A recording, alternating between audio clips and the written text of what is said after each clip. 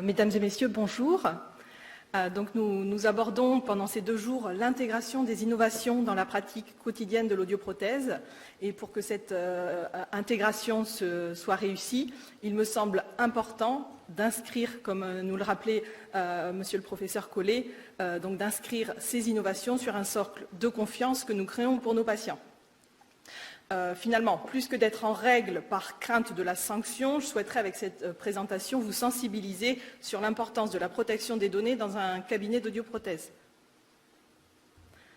Alors un petit saut en arrière, quelques rappels historiques. Effectivement, 1978, création de la Commission nationale de l'informatique et des libertés, la CNIL, cette commission indépendante, a été créée afin de préserver la vie privée et les droits individuels des personnes. En 1995, une directive européenne vise une uniformisation de cette réglementation. Cette directive ne sera mise à jour qu'en 2016, suite notamment au scandale révélé par Edward Snowden, avec l'arrivée du RGPD. RGPD pour Règlement général sur la protection des données à caractère individuel. Le 25 mai 2018, c'est l'entrée en application de ce RGPD qui crée un cadre protecteur pour les données à caractère personnel des personnes physiques situées sur le territoire de l'Union européenne.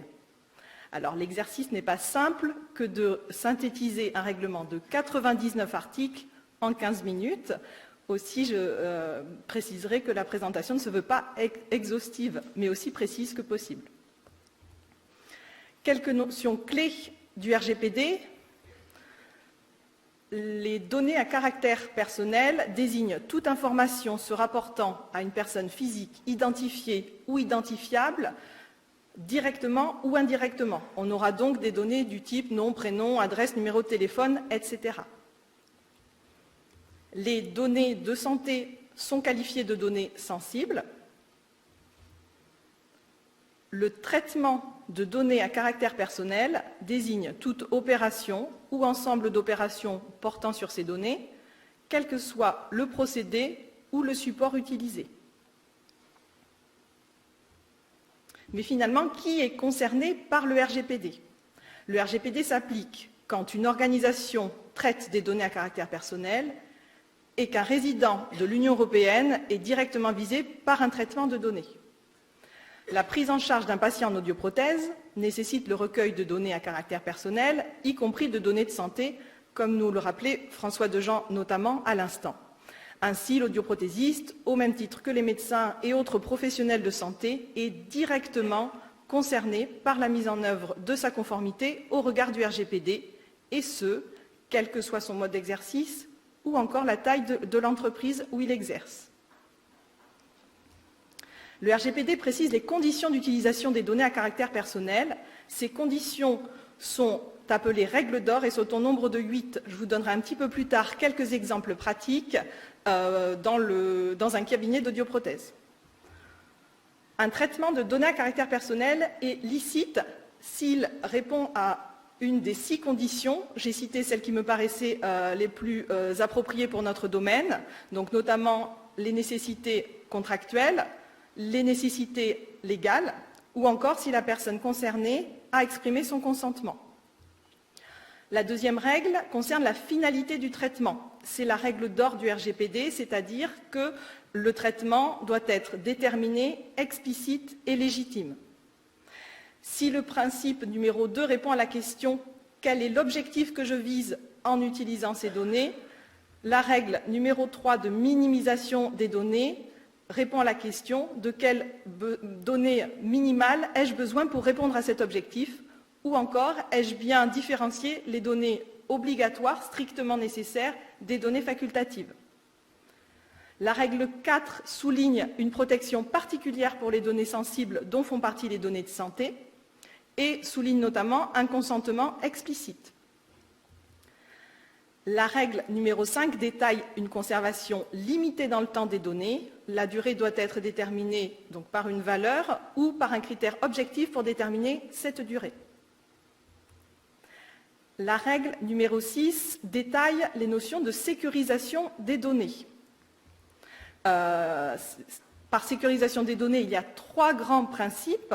Le principe de confidentialité, à savoir que les données, que seules les personnes autorisées aient accès à ces données.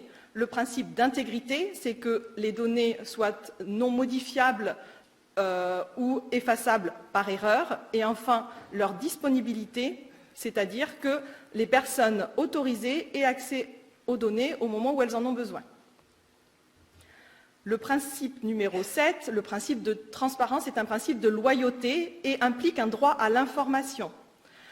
Peu importe le support de ces informations doivent être communiquées de manière concise, transparente et surtout compréhensible et facile d'accès.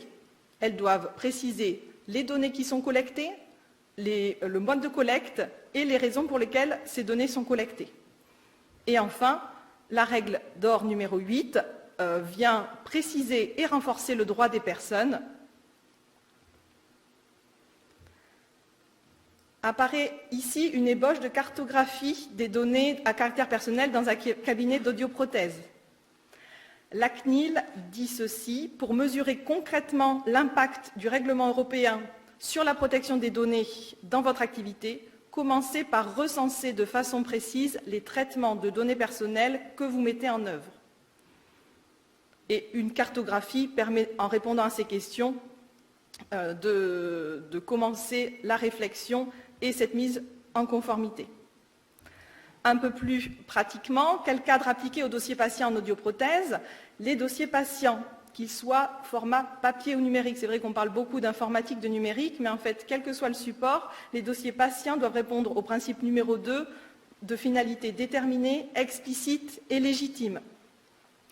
En ce qui nous concerne, c'est pour gérer les rendez-vous, établir un devis, établir et télétransmettre une feuille de soins, etc. Pour répondre au principe numéro 3, ces données doivent être adéquates, pertinentes et limitées. L'identification du patient est rendue obligatoire, indispensable pour l'établissement d'un devis normalisé. En ce qui concerne les données sur la vie professionnelle, par exemple, il nous est possible de les collecter seulement si c'est nécessaire au suivi. Les données sur les habitudes de vie nécessitent à la fois une utilité dans la prise en charge et un consentement des patients. Et enfin, nous n'avons pas le droit d'utiliser, collecter des informations sur la vie privée du patient. La durée limitée s'applique donc au dossier patient. Quelles données peut-on retenir? Si je me réfère aux préconisations transmises par l'UNSAF, je cite: pendant le temps nécessaire à votre suivi, soit 5 ans, puis un archivage pendant 15 ans. Si on regarde un petit peu ce qu'ont pu faire les opticiens, ils notent 5 ans après la dernière consultation. Afin de répondre aux principes 7 et 8 du RGPD, il y a un souci d'information des patients. Ça peut être au moyen d'une affiche en salle d'attente, d'un dépliant spécifique, d'une vidéo, peu importe le support. Le tout, c'est que l'information soit accessible à tous et facilement compréhensible. Et enfin, les principes 4 et 6 impliquent une sécurisation des données à caractère personnel dans un cabinet d'audioprothèse. Je vais détailler un petit peu plus ce point-là. Pour parler de sécurisation, il faut déjà se poser la question des personnes autorisées à avoir accès à ces données à caractère personnel. Ensuite, en termes de mesures à prendre, on peut les classer dans 3 grandes catégories. Des mesures organisationnelles, en premier lieu la sensibilisation des utilisateurs, ça peut être par la diffusion d'une charte de bonnes pratiques des équipements informatiques, de la sécurisation des données. Cela nécessite aussi la vérification des contrats des prestataires, que ce soit vos prestataires informatiques, notamment si vos bases de données sont en externalisé. Donc toute donnée qui sort de votre cabinet, jetez un œil sur les mentions particulières dans ces contrats. Donc ça, c'est la première catégorie de mesures. La deuxième catégorie de mesures, c'est des mesures physiques, à savoir la sécurisation de l'accès physique aux locaux. Pour les dossiers papier, que les armoires soient tenues fermées à clé.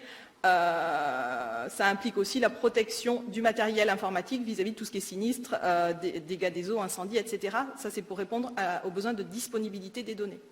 Et enfin, des mesures logicielles qui peuvent paraître évidentes, mais qui doivent être mises en œuvre en continu. Antivirus à jour, sauvegarde régulière, mot de passe conforme aux recommandations de la CNIL, et ça en fera peut-être sourire quelques-uns, puisque il faut des majuscules, des minuscules, des caractères spéciaux, des chiffres, et on n'a pas le droit de l'écrire quelque part. Bon. Mais je vous ai donné un exemple de quelque chose qu'on pouvait retenir quand même simplement. Ce n'est pas mon mot de passe. Il préconise aussi un verrouillage automatique après 30 minutes d'inactivité sur un poste informatique. Je vous mets ici un exemple d'un support qui a été fait par l'Agence nationale pour la sécurité informatique. Donc, il existe déjà des supports qui peuvent permettre à la sensibilisation. L'exemple d'un envoi d'un compte-rendu médecin. L'échange de données entre deux ou plusieurs professionnels de santé est subordonné à deux conditions cumulatives. Les professionnels de santé doivent tous intervenir dans la prise en charge du patient dont les données de santé sont échangées, et l'échange de données doit être limité aux données utiles pour la continuité des soins ou la détermination de la meilleure prise en charge sanitaire du patient. Donc ça, on répond à ces premiers critères. J'attirerai votre attention sur la notion de sécurisation dans la transmission des données.